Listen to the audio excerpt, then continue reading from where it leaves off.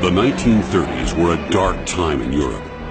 The Nazi Party steadily moving toward the final solution of what they called their Jewish problem. Stormtroopers swept across Germany and Austria, burning synagogues, smashing and looting Jewish businesses.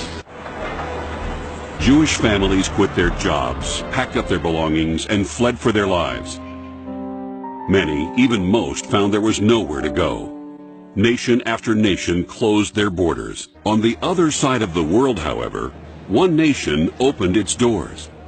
More than 1,000 people attended a rally in Manila saying that Hitler had violated the inherent right of every man to freedom, life, and the pursuit of happiness. And to newly elected President Manuel Quezon, it was not a question of whether his country would help, but why other nations did not. Other countries perhaps did not think it that important. I don't presume to say. But I know that Dad had the moral courage to do it because he believed in the sanctity of human life and the right of people to live life as they believe they should. President Quezon showed the highest cards when he said simply, "It's the right thing to do." In the end, a deal made over poker, bourbon, and cigars would mean escape for over 1,300 European Jews. Most Filipinos are familiar with Schindler's List. Very few Filipinos know that Quezon was in his own way a kind of Schindler. Saying that the Filipinos would be glad that when the time of need came, their country was willing to extend a hand of welcome, Quezon opened his country and even a portion of Marikina, his private estate, to the desperate refugees.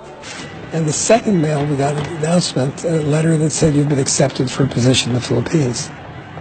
We went to the Philippines because it was the only place that gave us a visa. We were the last train out of Berlin. They closed the border. We were able to go to the Philippines and escape that.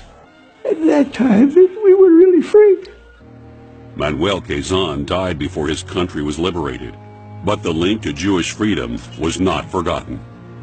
In 1947, the Philippines was the only country in Asia to vote for the partitioning of Palestine, leading to the creation of the State of Israel.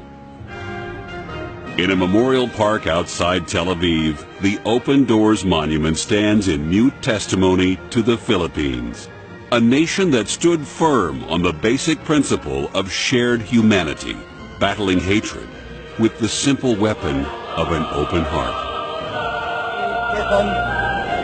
Hereby solemnly swear that I will faithfully and conscientiously fulfill my duties as President of the Philippines